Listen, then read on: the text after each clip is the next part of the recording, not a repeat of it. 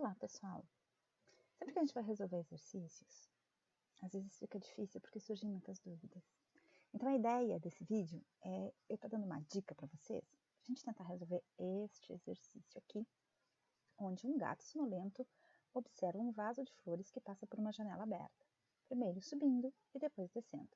O vaso permanece à vista um tempo de 0,50 segundos e a altura da janela é de 2 metros. E aí ele pergunta qual é a distância acima do alto da janela que o vaso atinge. Nós sabemos que tudo que sobe, desce, né? Se eu jogar esta bolinha de papel, ela sobe e ela vai cair. Por que ela cai? Porque ela vai perdendo velocidade, ela vai chegar numa velocidade igual a 0 e aí ela vai começar a cair. A mesma coisa vai estar acontecendo então com o meu vaso. Então, vamos pensar a situação proposta pelo problema? Que o vaso foi subindo e com isso ele foi perdendo velocidade até chegar na velocidade igual a 0.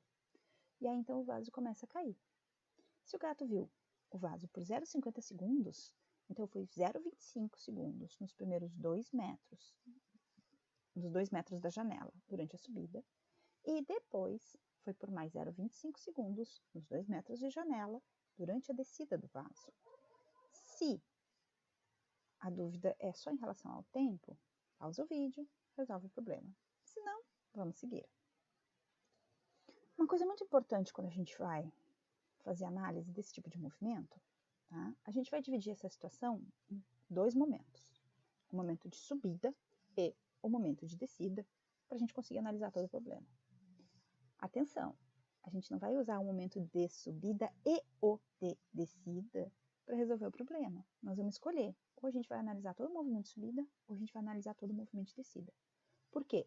Porque a princípio esses movimentos eles são iguais. A única diferença que existe entre eles é que na subida eu estou em relação ao eixo positivo de y, então as minhas velocidades ficam positivas.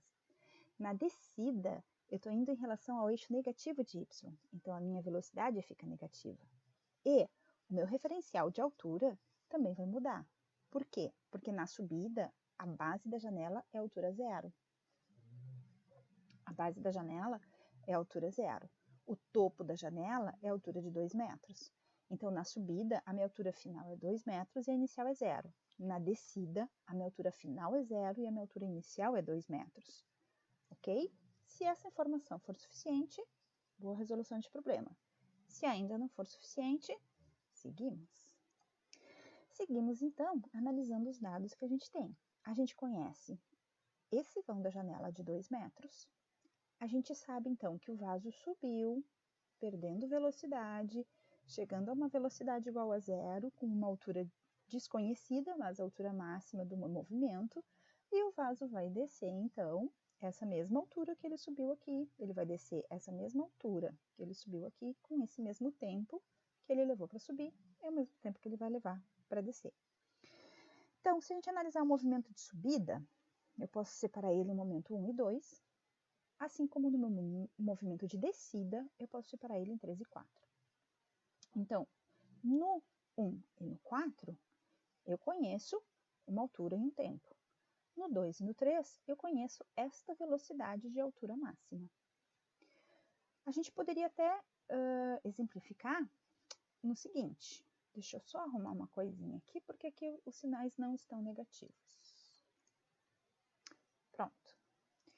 Então, aqui, no meu movimento de subida, eu tenho uma velocidade 1 que eu não conheço, uma velocidade 2 que eu não conheço, mas eu tenho uma altura e um tempo que eu conheço. Aqui, eu tenho uma velocidade 2 que eu não conheço, eu tenho uma altura que eu não conheço, eu tenho um tempo que eu não conheço, mas eu tenho uma velocidade 3 que é igual a 0. Da mesma forma, então, vamos analisar a nossa descida. A nossa descida, eu tenho uma velocidade inicial, que é essa velocidade 3 aqui, que é igual a 0. Eu tenho uma velocidade final, que é essa velocidade 4, que ela é igual àquela velocidade 2 com sinal contrário, porque no meu movimento de descida eu estou em relação ao eixo negativo de y. E eu não conheço a altura, não conheço o tempo. Não conhecia no momento 2, também não vou conhecer no momento 3. E no meu momento 4, onde eu tenho uma velocidade inicial, uma velocidade final, ambas desconhecidas, mas eu tenho uma altura e um tempo que eu conheço. Com essa altura e com esse tempo, é possível calcular uma velocidade inicial. Então, talvez seja mais interessante eu trabalhar esse movimento de descida do que este movimento de subida. Vamos, ok? Vamos lá? Vamos analisar, então, o que são os dados que a gente tem no momento 1 e 4, no momento 2 e 3. Então, no momento 1 e 4, eu não conheço a velocidade 1 e 2. Mas eu conheço uma altura, eu conheço um tempo e tenho uma aceleração de gravidade. E nos momentos 2 e 3, eu conheço a velocidade no topo do meu movimento, na altura máxima do meu movimento. Não conheço a velocidade 2, não conheço a altura, não conheço o tempo e provavelmente não vai me interessar neste momento eu conhecer esse tempo, mas eu conheço também a aceleração. A aceleração em todo o meu movimento, ela é constante e ela é a aceleração da gravidade. Assim como a gente viu lá no vídeo sobre MQL, momento de queda livre. Tá? Inclusive, a gente vai buscar as equações que a gente tem lá naquele vídeo. Bom, mas é extremamente importante eu fazer uma análise dos sinais, né? Por quê? Porque a minha velocidade ela é vetorial, minha posição ela é vetorial. Então, eu preciso ter atenção a esses vetores por causa do sinal que eu vou trabalhar. No momento 1, que é o momento de subida, as minhas velocidades são positivas porque eu estou em relação ao eixo positivo de y.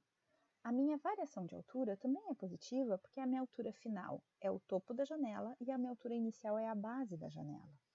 Já no momento 4, as minhas velocidades 1 e 2, elas têm que ser negativas, embora elas sejam iguais em módulo às velocidades 1 e 2 do momento 1. Mas elas são negativas porque elas estão em direção ao eixo negativo, elas estão no eixo negativo de y. A minha variação de altura também. A minha altura inicial é o topo da janela e a final é a base. Então, a minha variação de altura é a altura final, que é a base, 0, menos a altura inicial, que é o topo da janela. Então, essa minha variação de altura aqui ela é menos 2 metros. Tá ok? Se isso for suficiente para você já resolver o exercício, pausa o vídeo e resolve. Se não, vamos seguir na análise desses dados. Seguindo na análise desses dados, lembra o que eu falei? Que se eu tenho uma altura e um tempo, eu consigo calcular uma velocidade inicial? Então, talvez seja mais interessante eu trabalhar com esse momento 4 aqui, porque essa velocidade inicial do topo da janela, ou essa velocidade final aqui, é a velocidade que me interessa para eu poder calcular o meu momento 2 ou o meu momento 3. Porque eu tenho esta velocidade aqui. Se eu tiver esta velocidade aqui, vai me faltar só essa altura. Por que eu digo que fica mais fácil de eu calcular isso? Vamos dar uma olhadinha lá nas equações que a gente tem para trabalhar neste movimento. Nesse movimento, ou um movimento de queda livre, ou um movimento com aceleração constante, a gente vai trabalhar essa equação aqui no nosso momento 4 e esta equação aqui no nosso momento 3. Tá? Por quê? Porque o problema não me pergunta sobre o tempo, então não me interessa essa equação aqui. Se eu tenho as alturas finais iniciais, tenho um tempo e tenho aceleração, eu consigo calcular uma velocidade inicial. Então, por isso que eu escolhi aquele momento 4, porque eu sei que a minha altura final é 0, a minha altura inicial é 2, a minha velocidade inicial do movimento que eu quero saber, ela é negativa, vezes o tempo, menos a aceleração, tempo ao quadrado sobre 2. Então, eu consigo determinar a velocidade 2 do meu movimento. Eu sabendo essa velocidade 2, usando esta terceira equação aqui, onde v final ao quadrado é igual a velocidade inicial ao quadrado menos 2 vezes a aceleração da gravidade e a variação da posição, eu consigo calcular qual é a posição que meu objeto percorreu acima da janela, sabendo então que minha velocidade inicial ela é 0 no momento 3, a velocidade final é essa velocidade 2 que eu calculei aqui nessa situação, e aí eu vou calcular essa distância, que é o que o problema pede, e aí o meu problema está resolvido. Eu acredito que agora seja tranquilo de vocês conseguirem fazer a solução do problema.